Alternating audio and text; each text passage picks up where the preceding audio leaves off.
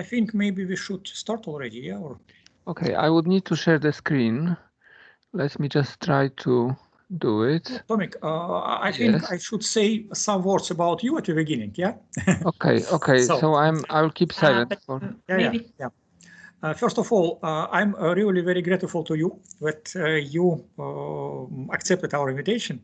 So, and no, in some sense, you are old friend of me and of HSC too. I think we met first time maybe in mid-2000s on something like that, or maybe even earlier, during your work at University College London with School of Slavonic, East European, Slavonic and East European Studies, yeah. So, but as I know before, you worked even in public administration in Lublin as deputy mayor and so on, yeah. And after that, you joined academic career, yeah. So, and in 2008 or in 2012, yeah, in 2012, you joined Aston Business School, yes? Yes, 2012, yes, almost 10 years. Yeah, already. So, and Tomаш Mickiewicz is really one of very strong scholars, both in comparative economics and management, with some focus on transition economies.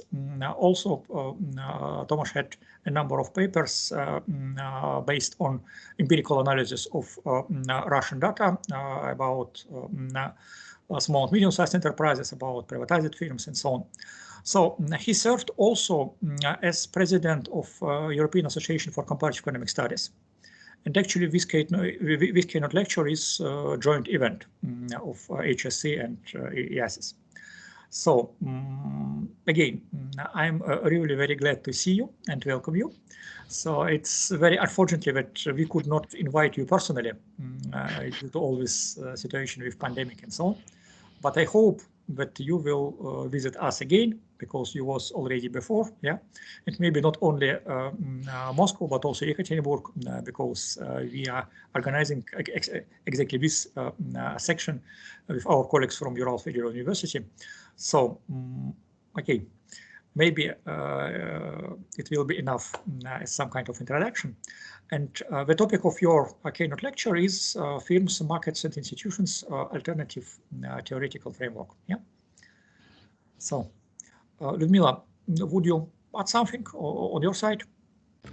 I would add only that maybe something about the scientific or research interests of Professor Mickiewicz.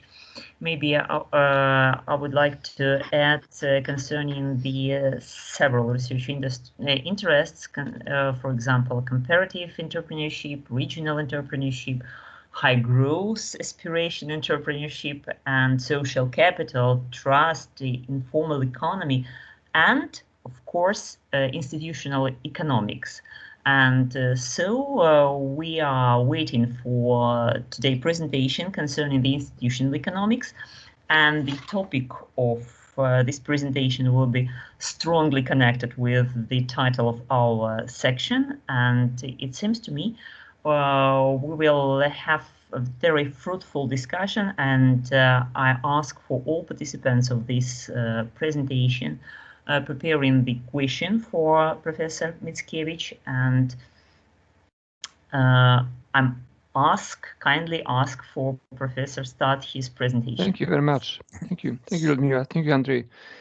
Very kind words. Now the first thing I will try to share content. If you just bear with me a second, and then I need to choose the slides. And can you see the content now? Yeah, it's okay. Okay, it's fantastic. First slide. Thank you very much.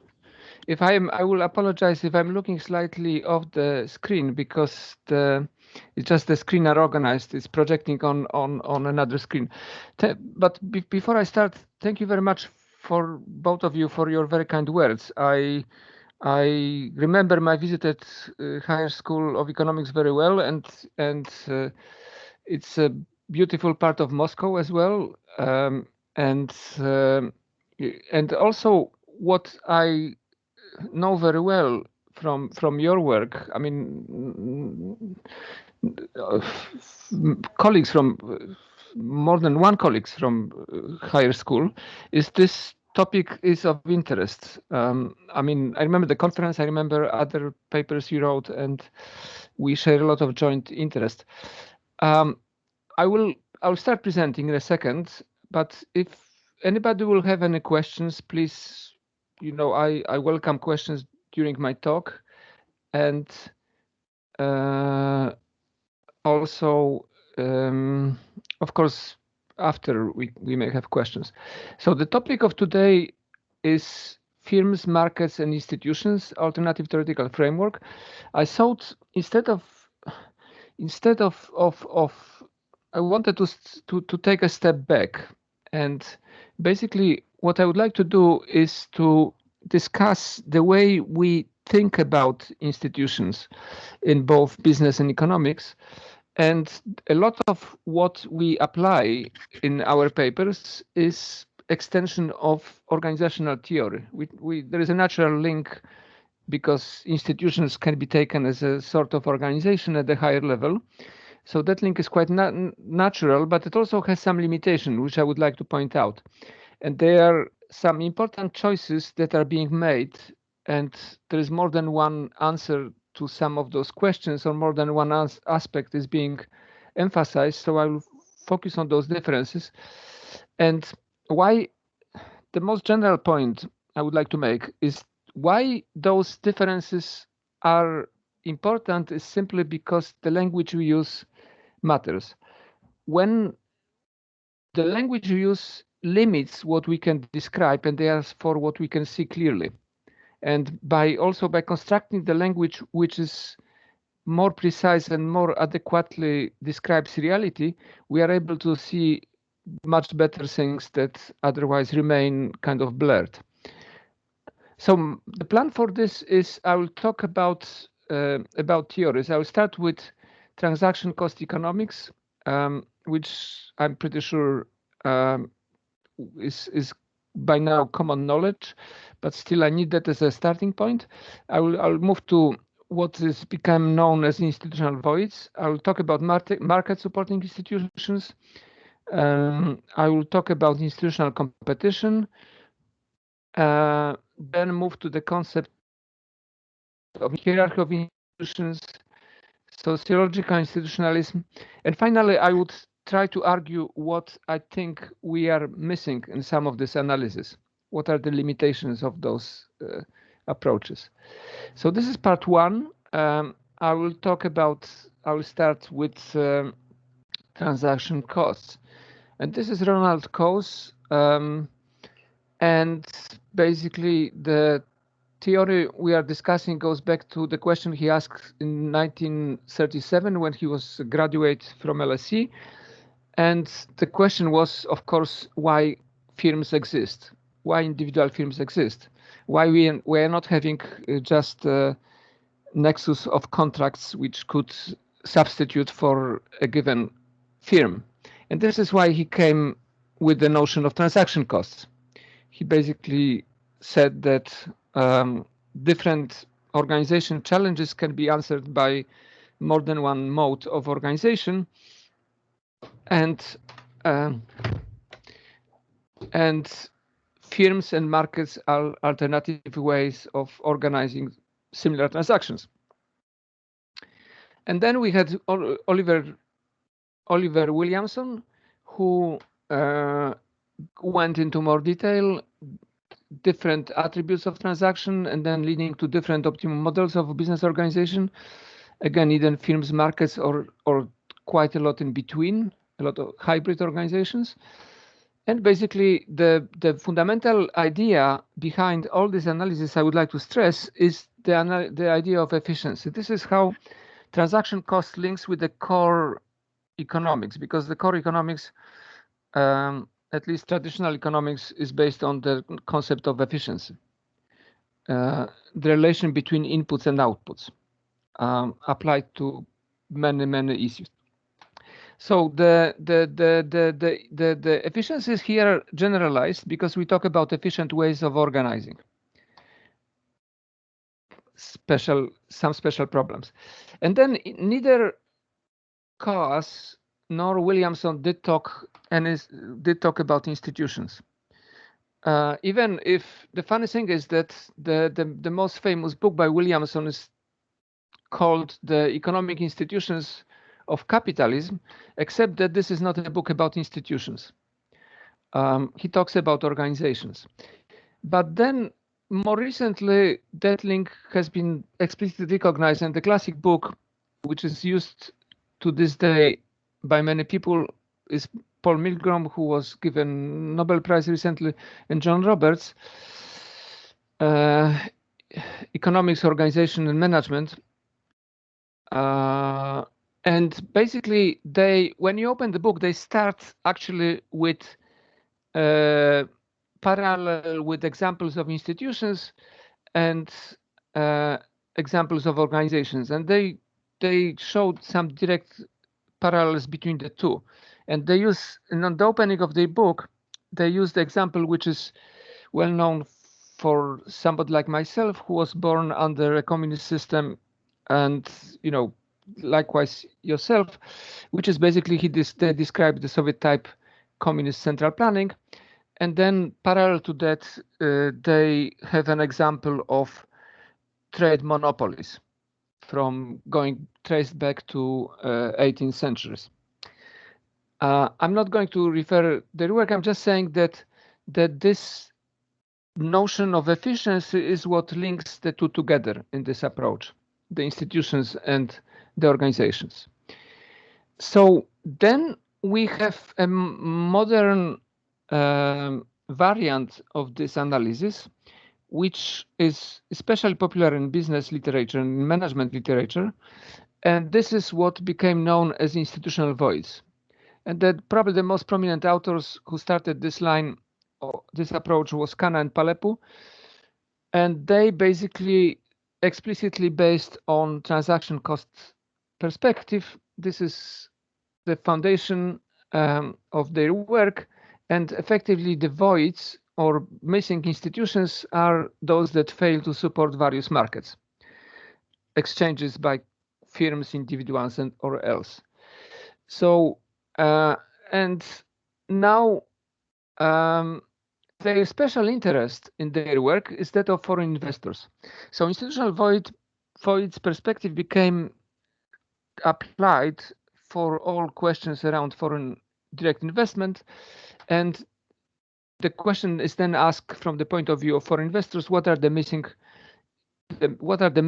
institutions that, and therefore what are the inefficient markets they encounter where they wish to invest? But again, this was extended to entrepreneurship. You could ask the same question from the perspective of entrepreneurs who are domestic players. But the one important shift already in these theories, which is often not explicitly recognized, is we are actually moving to something else. Because for Milgrom and Roberts, the way they apply transaction costs the question was about the overall efficiency of the economic system. So there was some concept of overall welfare, of maximizing some overall welfare. Is it possible or not? I will leave aside, because this is another interesting question.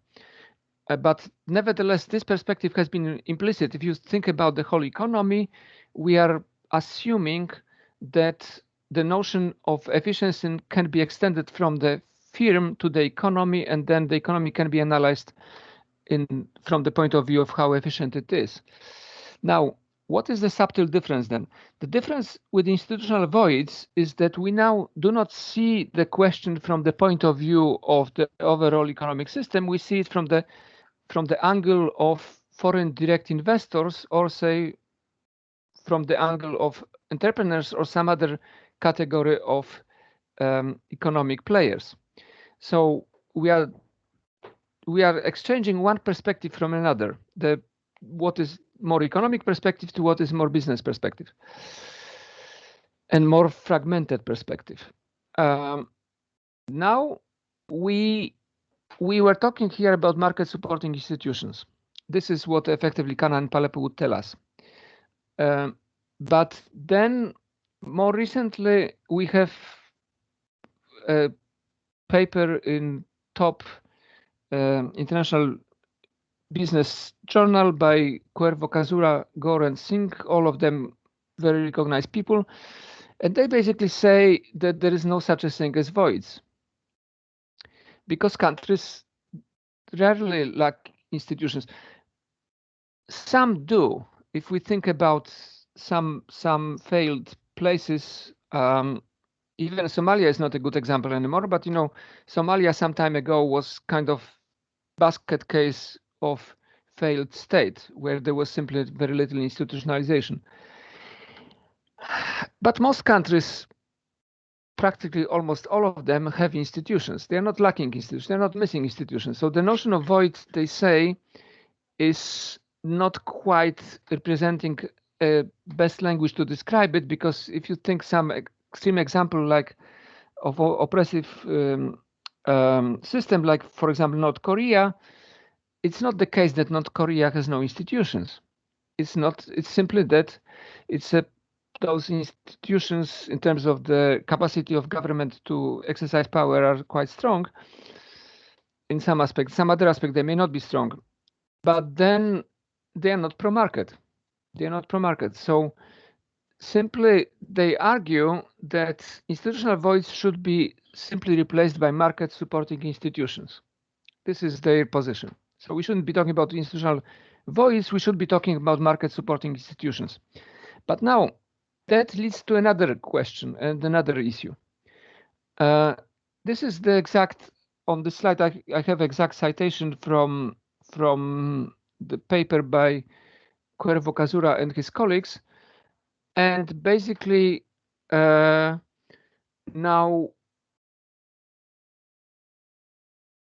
they recognize the problem themselves. The problem is basically that, again, when we have institutional voice, we're looking at the problems from the point of view of investors. And the problem is that some managers may well prefer situations of low level of pro-market institutions. And you know, much of Andrei work is like this, basically recognizing that it's not the case simply that foreign investors or say managers of large domestic enterprises will be necessary in case of pro-market institutions. They want to realize some rents, and those rents may not be best realized under market conditions. So there is a slight problem. There is a slight problem because we are merging two perspectives. We are confusing two perspectives. One is the overall perspective of efficiency. The other one is what is good for specific businesses or for even all businesses. So then the criterion of reducing transaction costs is becoming more nuanced, because we always need to ask for whom we want to reduce transaction costs. We just cannot avoid this question. Now, if we forget about this question, we are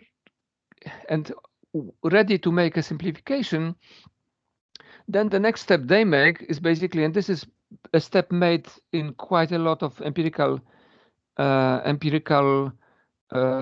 literature nowadays, is basically that the stronger the markets, the better. The stronger the markets. So the question of supporting markets is simply the question, then becomes a question of creating more and more space for markets.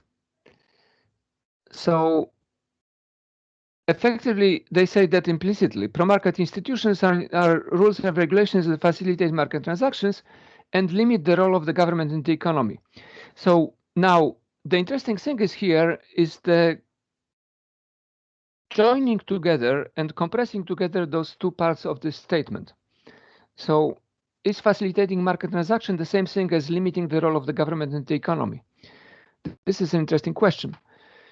So Milgram and Roberts, again, their starting point in their seminal book was analyzing the Soviet system, and as we all knew it, older of us, and then saying that less government regulation means stronger markets.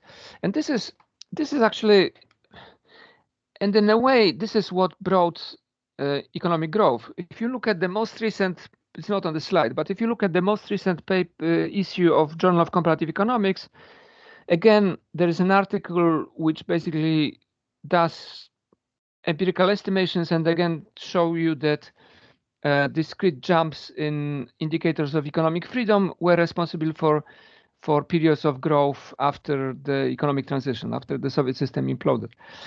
So, but the problem is how far we go, because it's not that difficult to agree that Soviet system there was too little markets.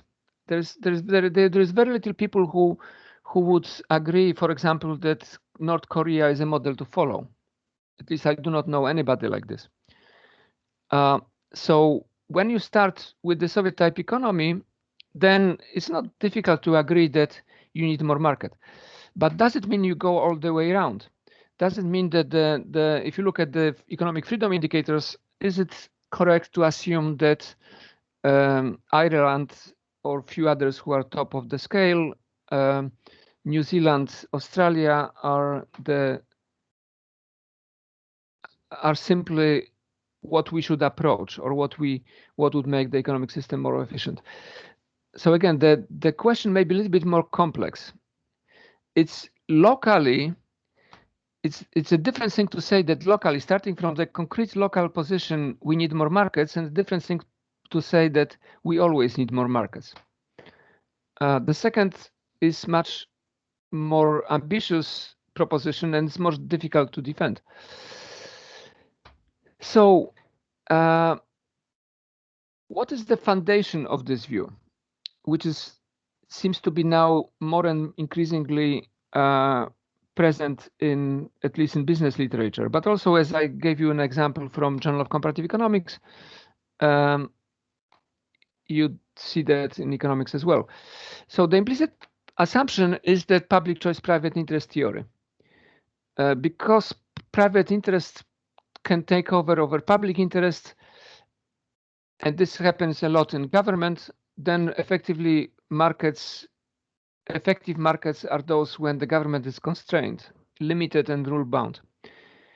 So this is again what becomes operationalized by economic freedom indices. You have those 10 or now 12 dimensions, I think, where basically along different dimensions, labor law, trade regulations, and so on, you have basically scales which are linear scales. So they only have 2 dimensions. So now effectively, again, when you look closely into detail, what you see is that more economic freedom is simply becoming more like Ireland, New Zealand, or Australia, because those are the top countries on those scales.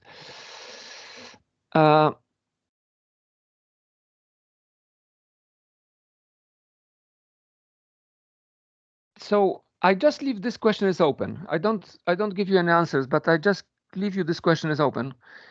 Are we going to adopt this kind of view that more markets means more efficient system and less government means more efficient system? Or is there a scope for variety?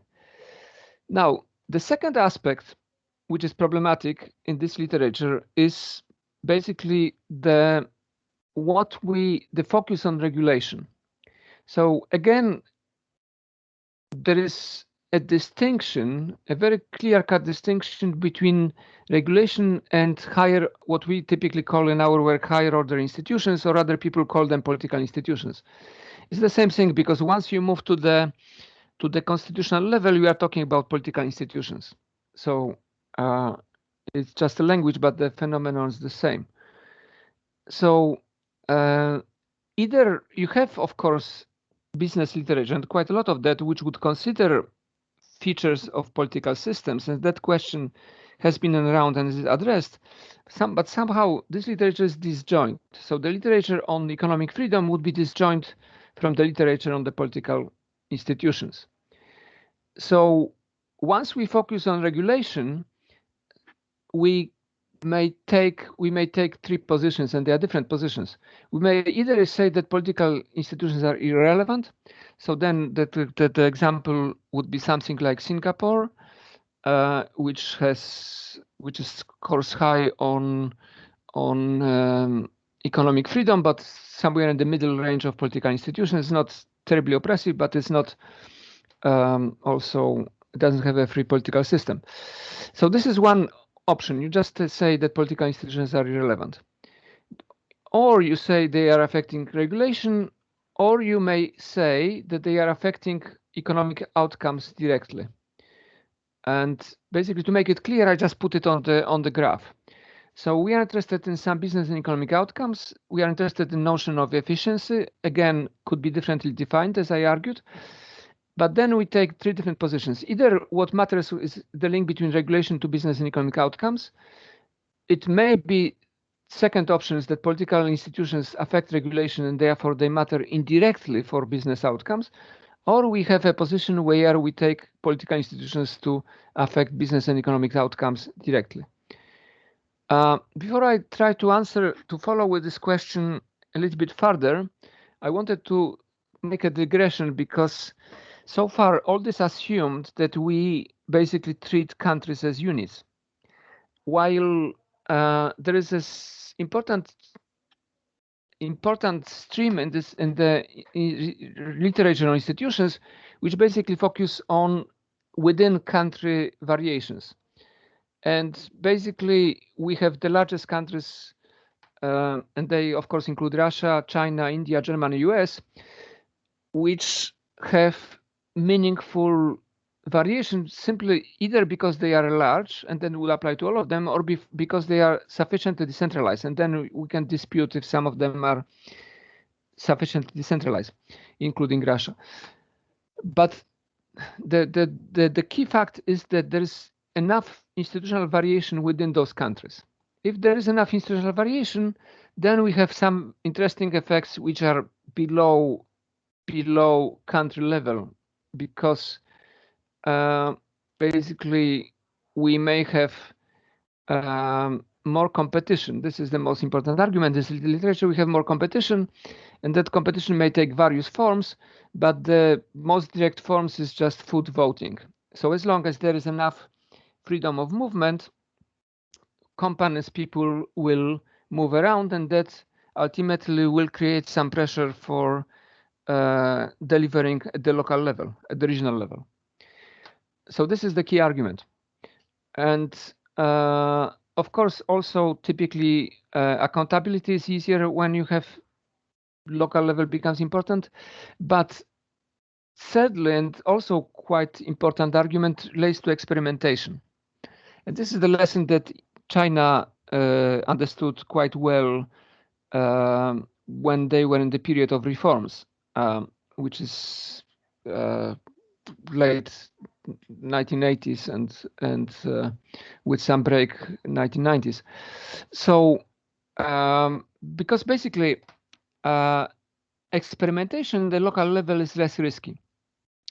So even from the point of view of enlightened autocrat, it actually makes sense to decentralize, because experiments at the country level are risky and they may have unpleasant consequences for the authorities. But allowing for local experiments simply comes with less risk, and then you can learn some lessons and then apply this elsewhere. So here the argument is that this is why I made this digression, because the federalist outcomes and are then achieved without strong political institutions, by which I would mean primarily without the rule of law, without strong rule of law.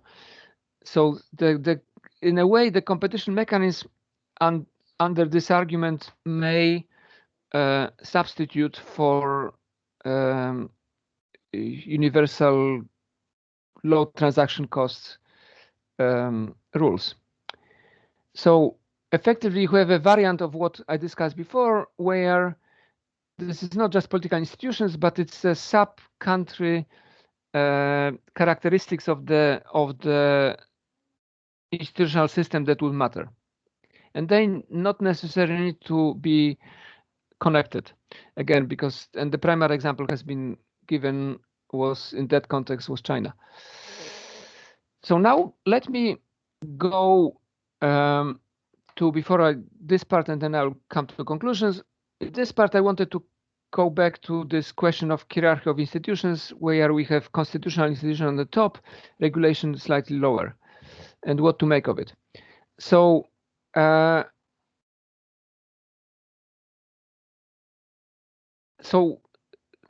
Casura is cited, one of the most prominent people working on institutions and business nowadays. Countries, what he says is, I'm just repeating this quote: countries rarely lack institutions, they rarely have voids. But is it the case? I just left this question open a few slides back. So one take is that once we look at the regulation, we take quality of institutions as a separate dimension, an important dimension. So it's not just the content of the regulations, it's the effectiveness and orientation of the government in implementing those regulations. So the immediate lesson from it is that the limitation of institutional transparent, because regulations that may be quite effective under efficient bureaucracy may be a disaster once implemented somewhere else where the quality of the administration is not that high. And that discussion was going on, for example, in terms of banking regulations following the latest financial crisis 10 years ago, over 10 years ago. The discussion has, it's fine to have stringent banking regulation in countries which have effective administration, but then if you try to do the same one fit all, then it may create more problems than it solves. So the core assumption here is that the quality of government will somehow have different sources than efficient design of regulation. It would be seen as a separate factor. And this is the view that Fukuyama is promoting, for example, in some of his books, especially the political order books. His 2 books about political order.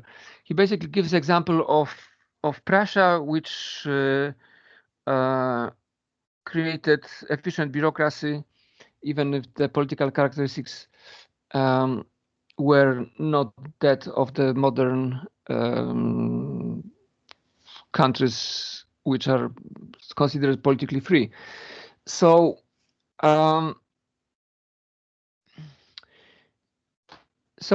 they can be separated. At least this is what Fukuyama will tell us. Maybe yes, maybe not. I'm just, again, leaving you with this question. Now, there is the quality of government is, there is a lot of data, not on the country level, but again, that links with federalism. We have more and more data on sub-country level. And this is, for the European Union, this is thanks to the quality of the government project by Bo Rothstein and his colleague from Gothenburg. So when you try to understand what they mean by quality of the government, actually you go back to the concept of rule of law. If you read Bo Rothstein, he basically says that explicitly. So the government which is impartial is simply a government which is characterized by the rule of law. And the other side of the coin, what their main contribution, I would think, is that they understand quite well what is the other side of the coin. So when they talk about the rule of law, they immediately talk as well about corruption, cronyism, favorism. So effectively, they understand that those are the 2 sides of the same coin. Either you have one or you have another, because corruption is nothing else but people being treated not in the same way, which breaks the fundamental assumption of the rule of law. So those are two sides of the same coin, and there is country variation. Again, there is sub-country variation. There are studies that link this sub-country variation to history, and so on.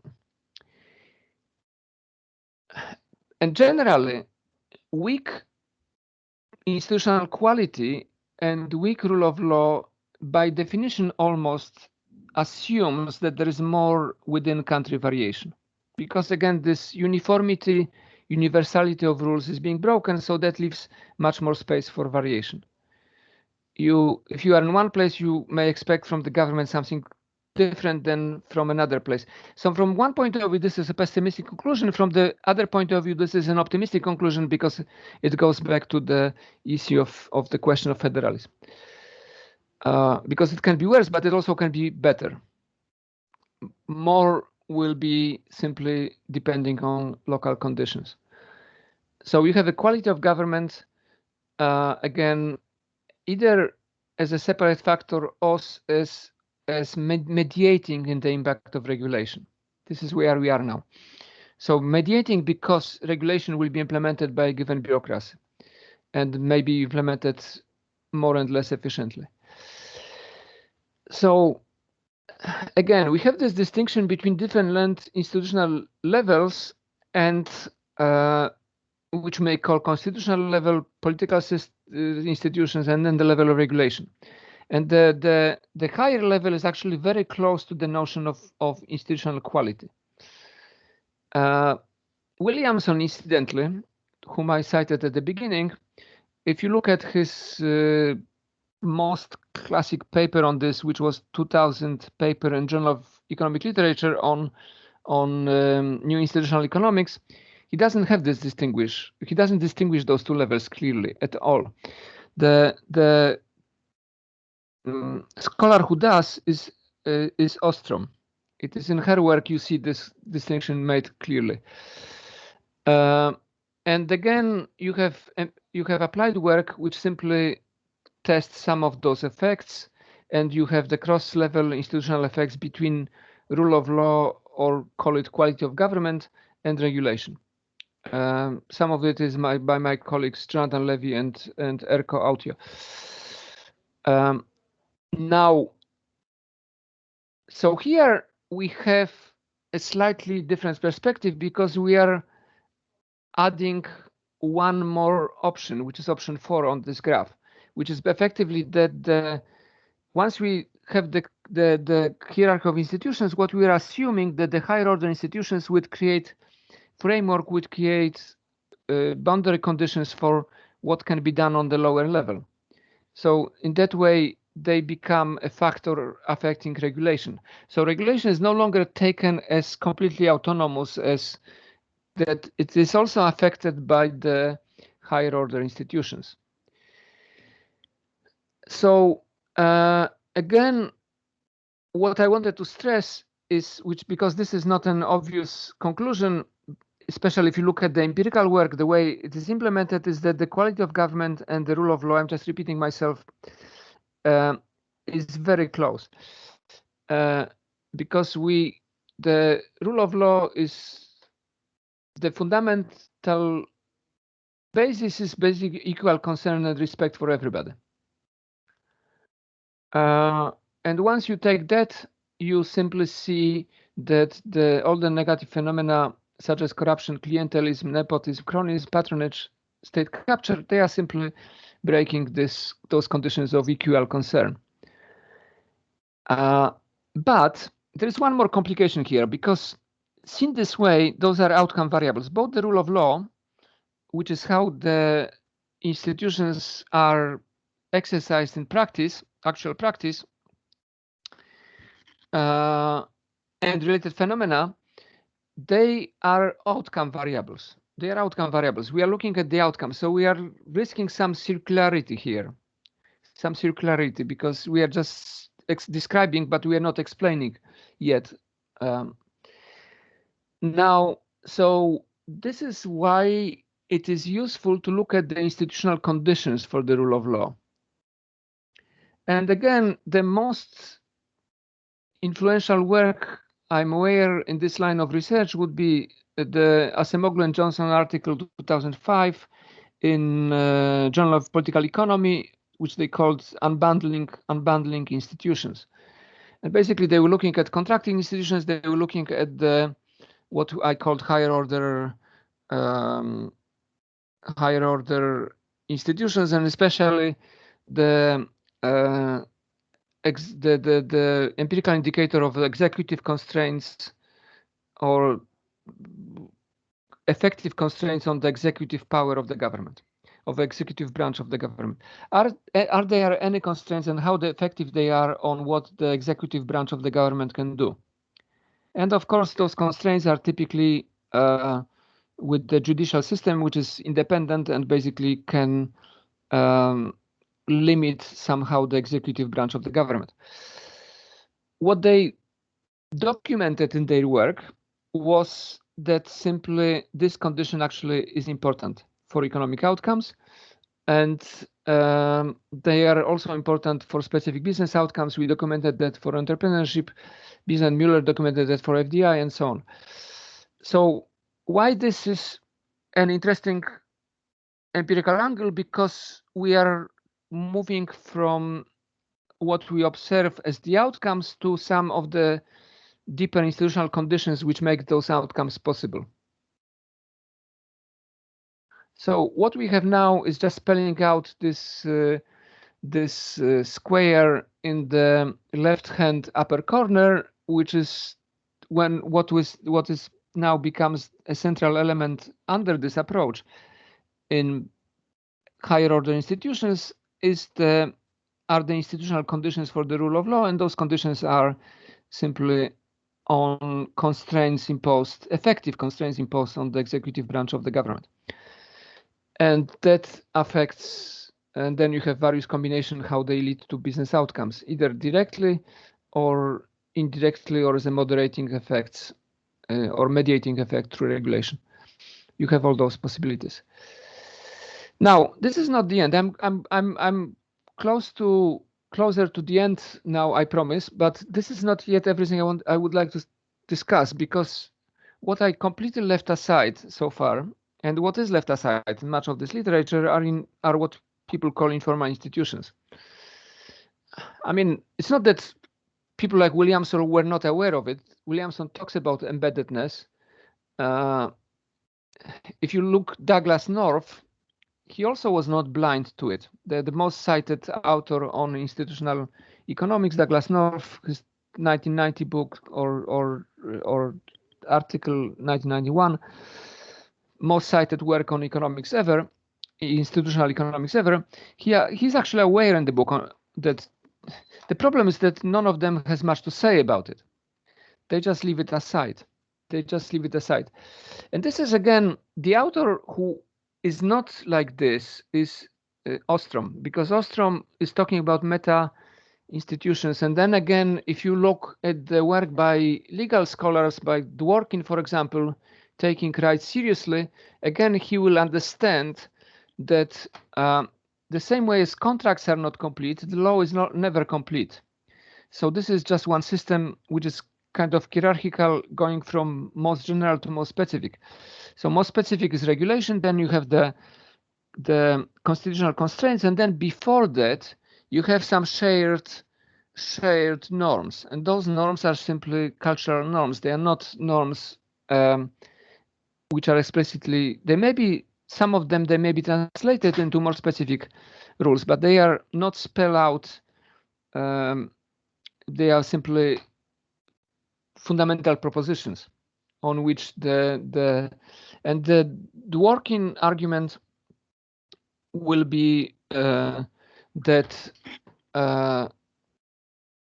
Ronald Dworkin, his argument would be that effectively times to times we need to go back all the way to those basic propositions, those basic shared assumptions, because otherwise we cannot solve the problem which results from incompleteness of law. But this perspective again is rarely visible in economics and business literature. Rarely you see this. despite people simply do not read Ostrom, and even less people would read Dworkin among economists or business researchers. Again, there is a sociological approach. I'll leave it aside. And basically, what we have here is that hierarchy becomes even more complex because we have, and now I compressed formal institutions, all those two levels into one, but now we have meta institutions that Ostrom will call it coming before that, and this is a uniform system. They cannot be the full meaning, the full understanding of regulation, constitutional rules is impossible without going back all the way to those fundamental propositions. So now I'm close to finish. So what I don't want, and I am simply unable to give you all the answers, but I wanted to, my intention was to raise some questions more than anything else. So I believe that new institutional economics does not have all those answers yet. There are still issues that are unresolved, and I would think it would benefit more from reading law theory and people who in some ways are more serious about institutions. Now, what tends to happen, and you see that clearly in Douglas North's definition, which is most popular, is that this kind of compression of institutions to the economic question. So of course, the notion of efficiency is what makes economics such a powerful tool of analysis and policy analysis as well, but it has its limitation. Institutions are more than a design to make economic transactions efficient, which North seems to be saying, at least in this citation. And this implicit reductionism of institutions to the economy is an issue. So the question, again, my question is, should the role of institutions be reduced, and can it be reduced to optimizing the production process? Scott, sociologist analysis, I left it aside, will tell you no. But they don't really have an alternative answer, because what it is, it becomes a functionalist analysis, which is interesting in itself, but it doesn't give you answers. It doesn't answer why. It just tells you about complementarities. If you have institution A, you have institution B. And this is what you also see, for example, in much of variation of capitalism literature. So it's almost as if institutions had some mysterious life of their own. So it's almost like Hegelian perspective. And all we can see is to understand how different elements of institutions can be aligned or inconsistent with each other, inconsistent for some historical reasons. But that's not the only answer. If you read Amartya Sen, you will find another answer. Amartya Sen would tell you that basically that development, the question of development, which is the core question of economics, is not just a question of economic optimizing, because economic optimizing is not all we are interested in.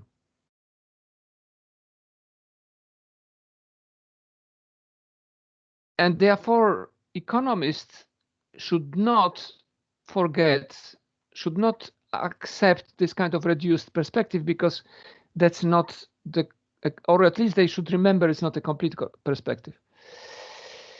So the development for Sen is basically development where people are offered choices, but also they are capable to make those choices. They have competence, they have resources to make those choices. So it's not just a question of choices. So it's not just a question of more economic freedom. It's also a question of conditions that make those choices meaningful. So people understand what the choices are, and they are capable to exercise those choices in reality, not just in abstract.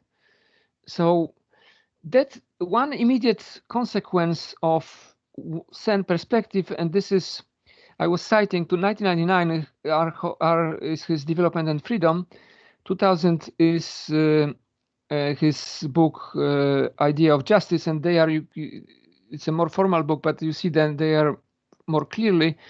The one implication of that is that process matters as much as outcome. And this is again an idea which is alien to most economists. If you look at plenty of brilliant mathematical papers that are published, and I say brilliant without irony, you know, they often start, let's assume a central planner who is making a decision XYZ, or equivalently a market equilibrium, general equilibrium mechanism. A lot of those papers are written this way. Why? Because they do not have a space in their theorizing for process. Why process is important? Because process is a process of learning. If we think about development as developing humans, then we develop by making choices, by understanding what are the conditions for our choice, by gathering knowledge we need to make those choices, and we enhance our decision-making powers. And this is itself development. And this is basically what is missed altogether, because more often than not, the economist would assume that there is, at the end, and there is an efficient solution on the end, and how that efficient solution was achieved does not matter. And of course, this is dangerous, and we can even think about history and understand why this kind of thinking may lead to serious disasters. So we are simply have to develop our capacities to make decisions. This is part of development. And this is what means also that perspective, what Sen is really doing in his work is going beyond the economic questions, and he tries to understand a few things about anthropology. He tries to think what makes us human, and what basically, so the economic development in his perspective becomes human development. And again, human development is about acquiring capacities for making choices, for making rational choices, and having resources to make those choices unconstrained. And basically, I will finish now with this nice picture of human cooperation, which is basically the best illustration of institutions I can find. Okay, Tomek, thank you very much for a very interesting overview. Yeah, I would stress that for me, especially your point about the focus of observation is important. You stressed, I think, in the beginning of your lecture, that the question for whom is quite important for individual entrepreneur, for firm or corporation, or for society, and we can get quite different answers depending on this focus. Yeah, but I myself would ask you about one additional, no, maybe not dimension, but some kind of level of institutions.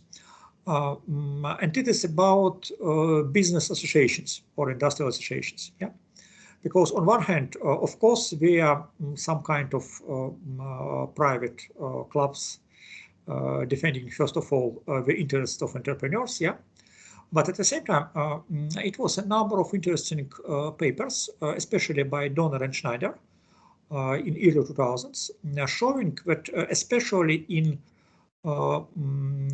emerging markets under imperfect institutions and so on, such private clubs can produce public goods and operate as market supporting and market supplementing institutions and so on.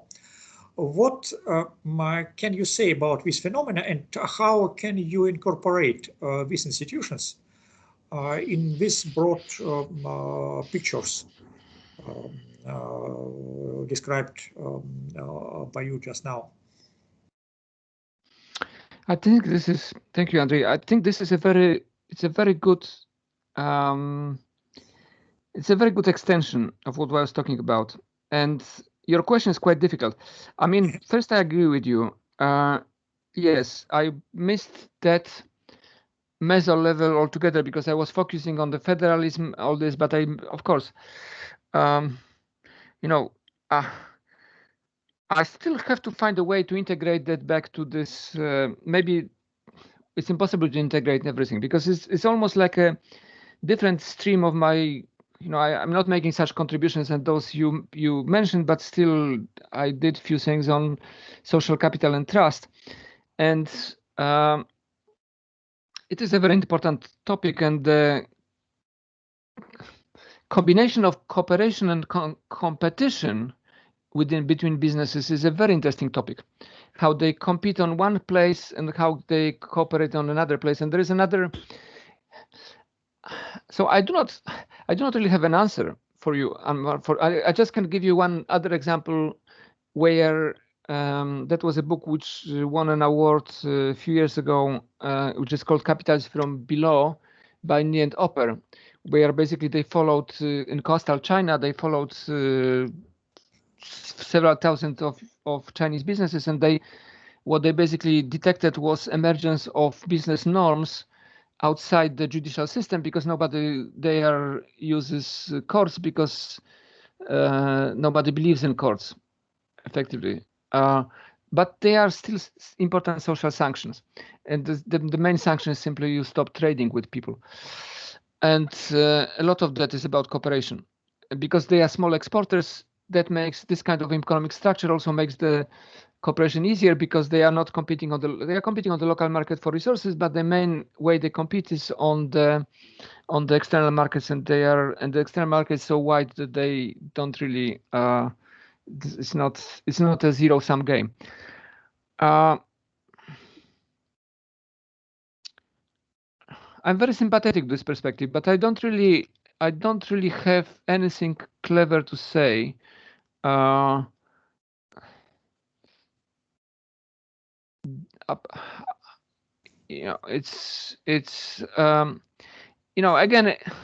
you can use it to criticize economists again, basically, because the standard criticism was that I was making this critical point different way because I was stressing cultural norms and values as part of the institutional system, but the classical criticism of economists is that this is under socialized perspective, and that was Granovetter wrote it a long time ago when he was in debate with Williamson.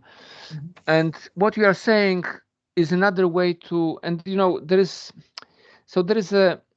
always this interesting parallel between the perspective on norms, values, and propositions, and the perspective on structures.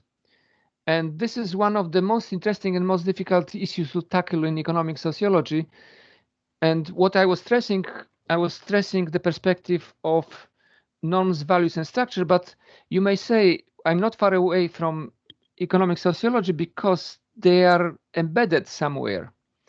Social values do not have, again, life of their own, or social propositions or social norms. You can find equivalent who are the carriers of and who are ready to take them seriously. So even in my perspective, there was structure.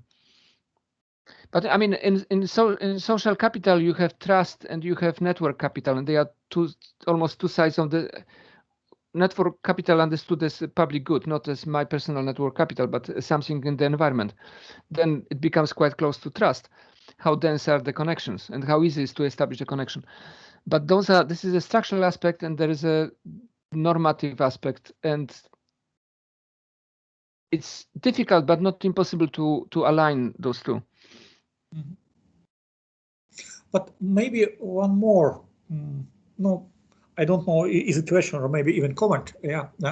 No, in any case, I really very appreciate your multidisciplinary approach. Yeah. And you are fully right that it's necessary to look at all these problems, not only from a point of view of economics or management, but from broader perspective. Yeah, it's fine for me. Second point, I understand that you are talking actually about agenda. It is not about some kind of final clear theories and so on. Yes, and so on. Exactly. And again, it is fine for me. Yeah, I'm fully agree. Yeah, that we need to discuss these things. Yeah, but maybe as some kind of continuation of the discussion. You told in the beginning, yeah, about these classical works of Coase, Williamson, and so on and so on, about two main coordination mechanisms, yeah, price or hierarchy, yeah. But in reality, in my opinion, we have at least third one with some kind of cooperation between independent actors in the market. Yeah? Yes. And for instance, story about business associations, yeah, it is only one example. Yeah? Yes. Because, for instance, if we will talk about these industrial clusters in North Italy, yeah, yes. It was done without formal associations, yeah, but it was about cooperation. Yeah? And in my opinion, maybe we could talk about some kind of development during the time, about some kind of evolution, yeah, because I think practically every time we have in reality some kind of mix of competition and cooperation. If we are talking about economic actors, yeah, I'm talking now not about government, but exactly about firms or entrepreneurs and so on and so on. But in my opinion, a cooperation is much more demanded and actually became more typical for more advanced forms of organization of economy and society. And maybe if we, especially if you maybe could talk a bit about some kind of evolution of all the systems, it would be really quite interesting. Because again, I agree practically with all things told by you, yeah. But maybe this dynamic dimension would be interesting. And maybe one more point. Again, maybe not just now, but maybe for the future about technology.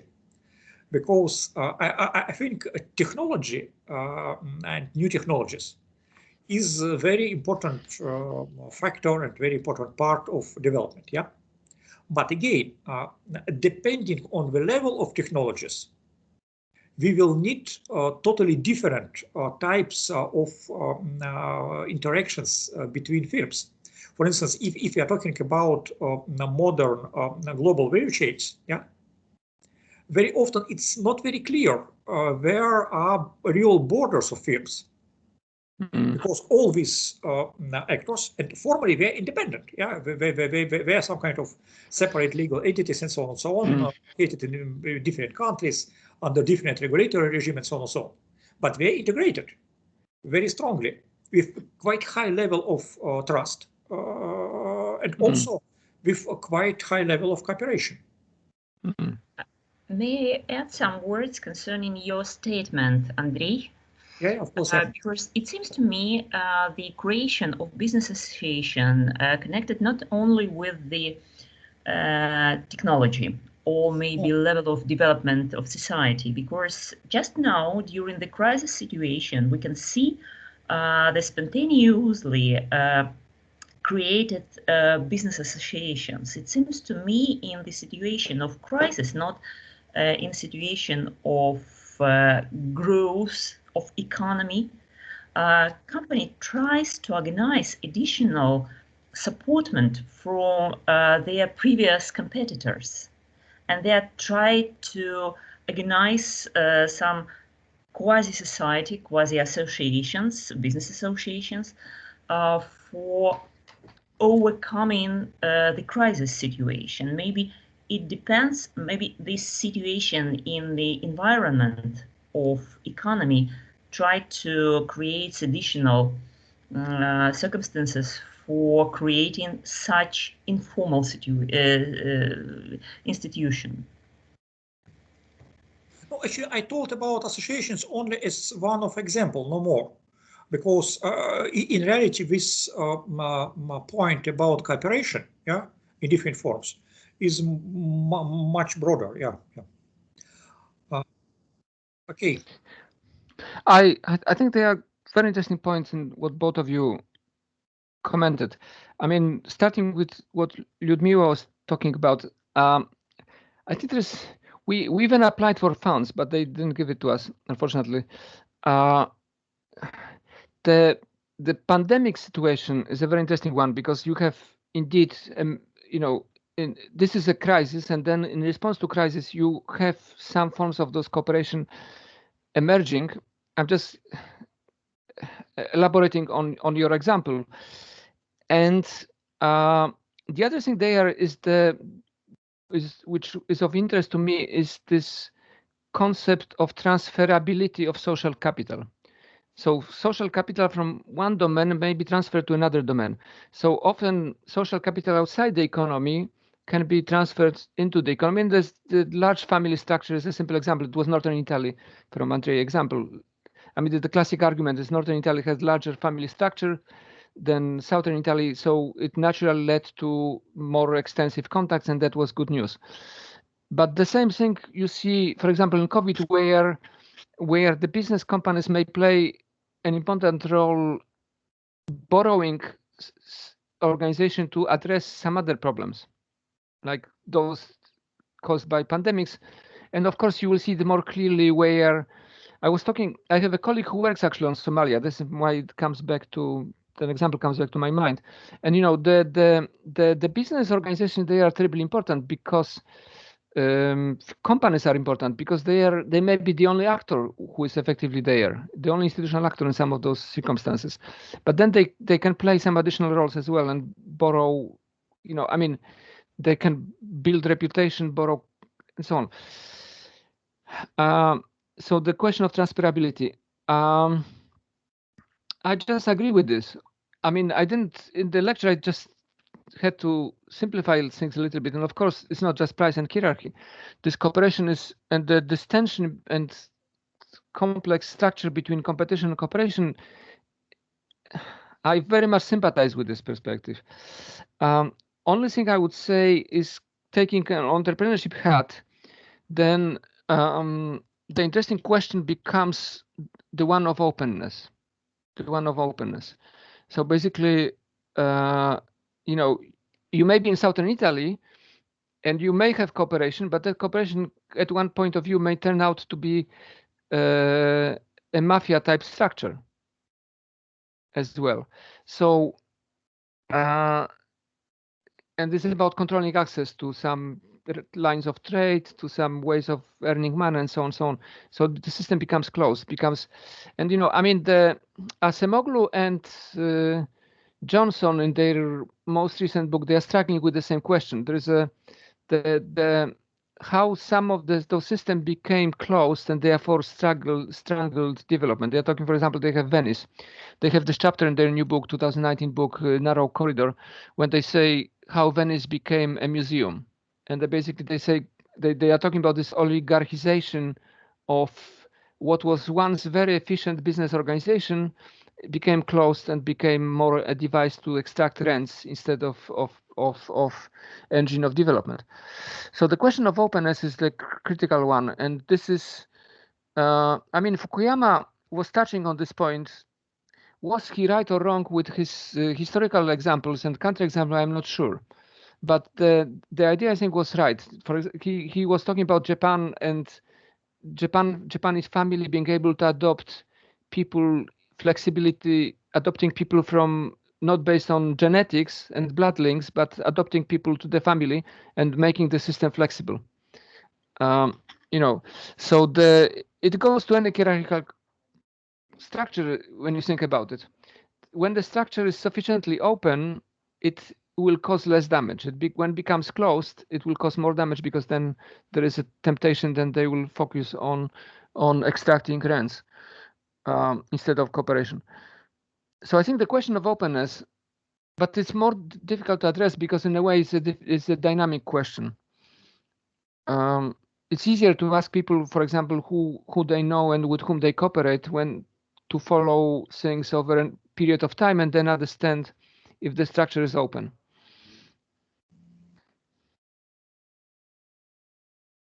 Okay, thank you. Maybe one more question again about different theoretical perspectives and so on and so on.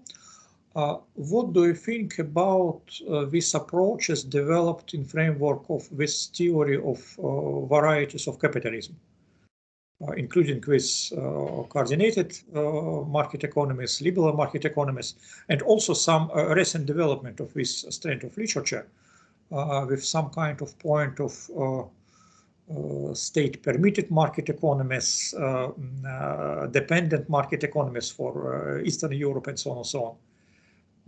Or is it already, in your point of view, about some kind of political science literature?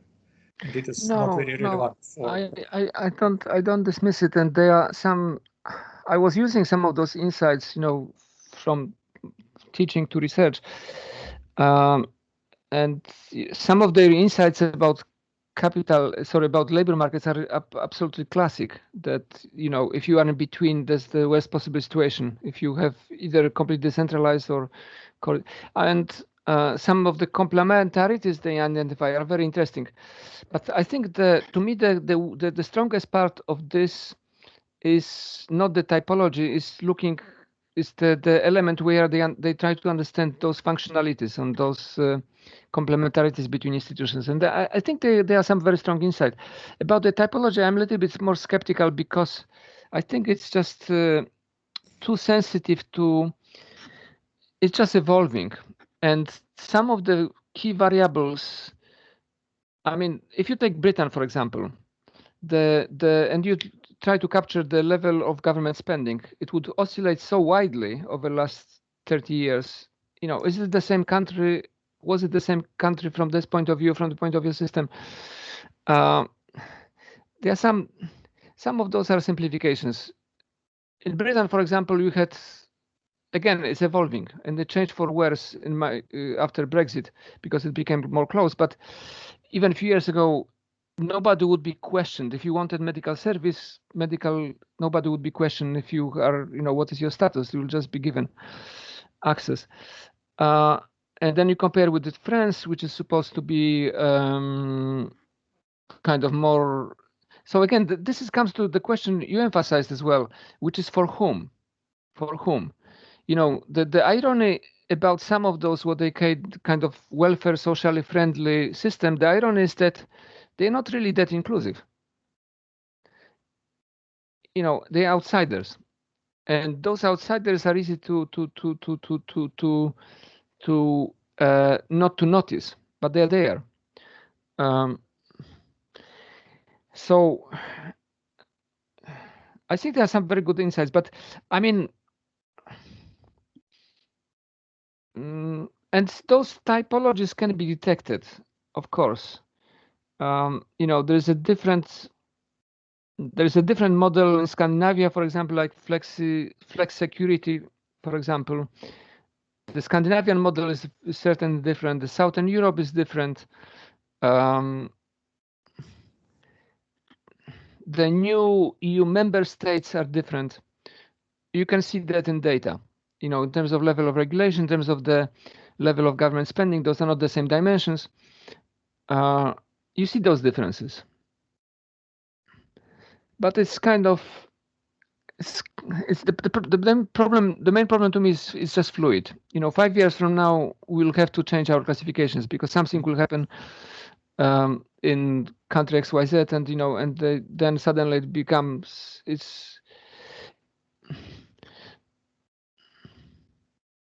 So from that point of view, something which takes strongly exogenous perspective, like legal origin, has some advantage because at least we are anchoring it further, and it has some explanatory power. It's not destiny, as legal origin people will say. The legal origin is not destiny, but it still has an impact. Just from looking at I'm always trying to look at this as, you are empirical people yourself as well. So I'm always trying to see theory in relation to empirics. And for empirics, you need some exogenous variables. You need some, there's this risk of functionalism I was talking about, that, you see things are complementary, but you cannot explain where they came from or what will make them change, which is another variant of that question. Okay, thank you. Maybe one more question. Again, coming back to your point about this question for whom, yeah. For instance, if we will talk about the interests of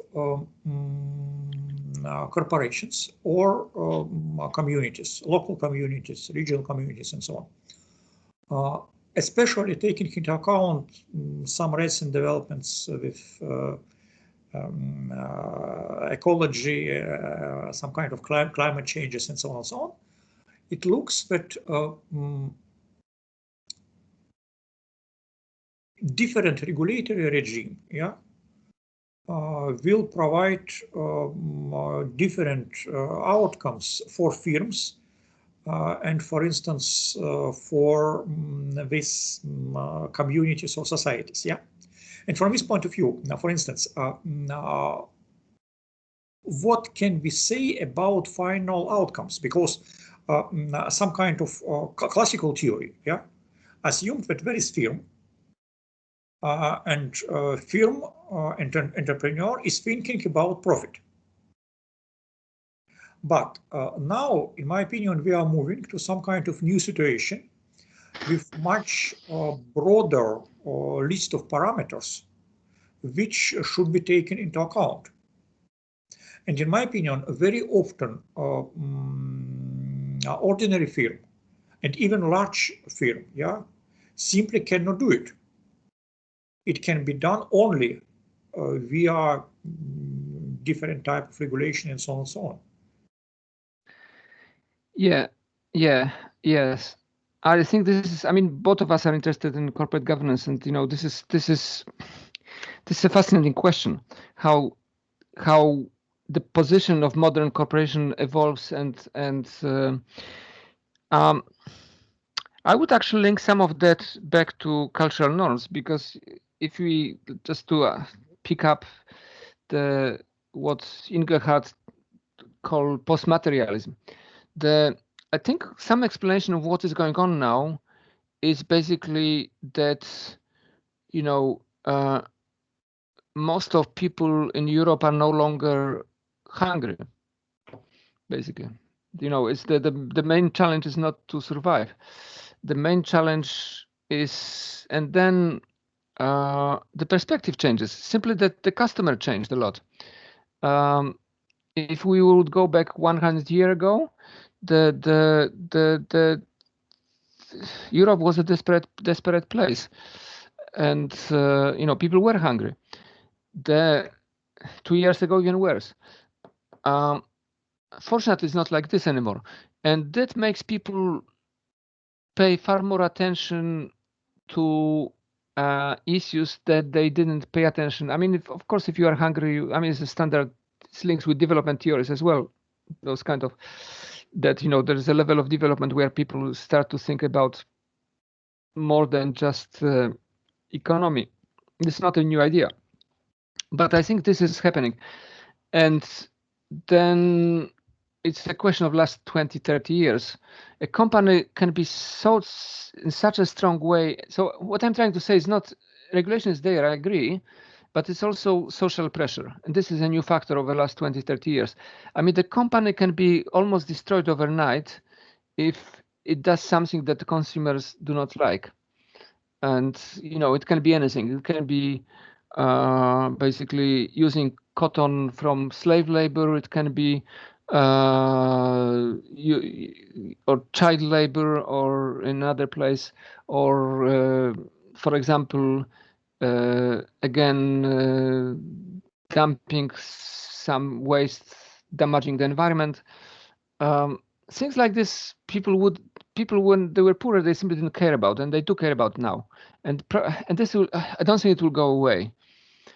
And that forces companies to simply pay attention, because companies, at the end of the day, a lot of them are very opportunistic. I mean, when they can cheat, they cheat. I mean, take the Dieselgate, for example. Mm-hmm. You know, you wouldn't expect that. This is one of the most reputable car producers in the world, European, with long tradition. And you know, the extent of cheating was just spectacular, and they were not the only one. So when they have a chance, the same way, it's increased accountability. It's increased accountability, and the consumers, they are making choices. This is important for them, so they make choices. Of course, that leads to the next question, which is that public opinion may be manipulated, and you have those games of. This is not a new. I encourage my business students to watch. There's an interesting movie about 19th century America, which is called Current War. I think this is the title, and this is basically the Edison, Tesla, some other inventors in late 19th century America. But the point is, the interesting part of the story is simply how was the Westinghouse Electric, I think, how Edison tries to destroy the reputation of his competitors. So, you know, we are talking about a lot now about black publicity and so on, and I think this is already happening or is coming, where you have, this is kind of dark side of this problem, that you know, some of the corporate gains are about destroying reputations of the competitors. But again, this is not new. It's just that there are new tools being used.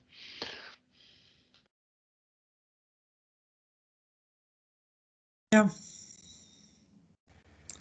So, okay, can I ask there a little but empirical question? I would like to ask you concerning the which push factor could be the main one concerning the rising freedom of decision-making process from the side of society. If we want to create the specific circumstances for rising the freedom, common freedom, we will faced with the problem of collective action, with the problem of balance between the desire from one man and collective action from the society at whole, and how we can create the effective motivation of society, how we can create the specific conditions for effective collective actions. I think the traditional answer, which I agree, is education. That is a major factor in development. But what people often do not, again, take into account, that education does not only have direct impact in terms of higher productivity, it also has impact on increasing the quality of societal level decisions. And this is, I think, the core question. So the educated societies not only are better, have higher productivity directly in the production process, but also because they make better collective decisions. Or, you know, I mean, we have the whole range. Even in more authoritarian scenarios, they still will limit. Typically, education comes with limiting some of the negative outcomes. Less is possible on the downside in more educated societies. So, but you know, the question, it's not the full answer. The reason it's not a full answer is because the world, of course, is becoming very complicated, and the educational system everywhere, or most places, does not really prepare, does not prepare people that kind of ignore this. So, for example, if we believe that climate change is real and is making impact, we should teach children to understand, to make an informed choices about what is going on. If we believe that, and again, this is just one example, but there is more than that. But what I'm trying to say, I think there is an argument to, and of course there is an argument about the educational system that prepare people for debate and objective evaluation of a problem, even on the higher level. And this is, I mean, there's a lot of things I could criticize about the country I'm living in now, which is United Kingdom, but there are a few things I like. And you know, I observed that with my son. Basically, you have clear stress on debate. So, for example, there is a history lesson. You are given multiple sources. They are in conflict with each other. And then your task is to evaluate, spend week, 2 weeks, 3 weeks evaluating those sources and trying to work out what to make out of it. So those capacities for analysis, independent analysis, because even if we teach them about the problems which are critical now, like maybe climate change, they will not, there may be another problem in 10 years' time. There may be something else. So this capacity, and then it's about, there is a very interesting book published recently, which is called The Range by David Epstein. And the book is effectively an argument about against narrow specialization on different planes, on the plane of business, on the planes of research, on the planes of making predictions. And one of the interesting chapters is about people who proved most successful in predicting some social political outcomes, like what may happen, what are the risks that may happen in the next few years. And their method of collecting information, detaching from their own biases, trying to make the analysis as objective as possible, discussing and so on. So I think there is much more scope in education for teaching those skills, basically.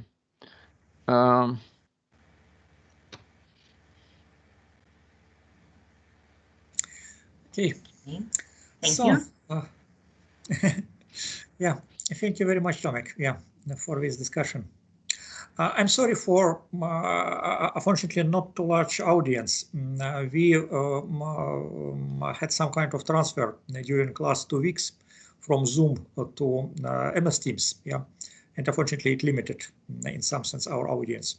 But in any case, the recording of your lecture will be available at YouTube, and we try to promote it also for our students and so on. So it was a pleasure. I know you have a tight schedule, and thanks very much for inviting me. And as always, it's very nice to talk to you. And congratulations on a very interesting conference. I mean, the competition was strong, so and people cannot listen to videos all day. That's clear. Now there is a translation in a YouTube channel, and it's recording, and it could be available after this lecture and during this time, but without the access for this discussion. They can only listen and see. Thank you very much, and it was a pleasure as always, and hope to see you in person. Yeah, I hope to do it. Yeah, surely. Yeah. Maybe both in UK or in Russia, До свидания. Okay, thank you very much.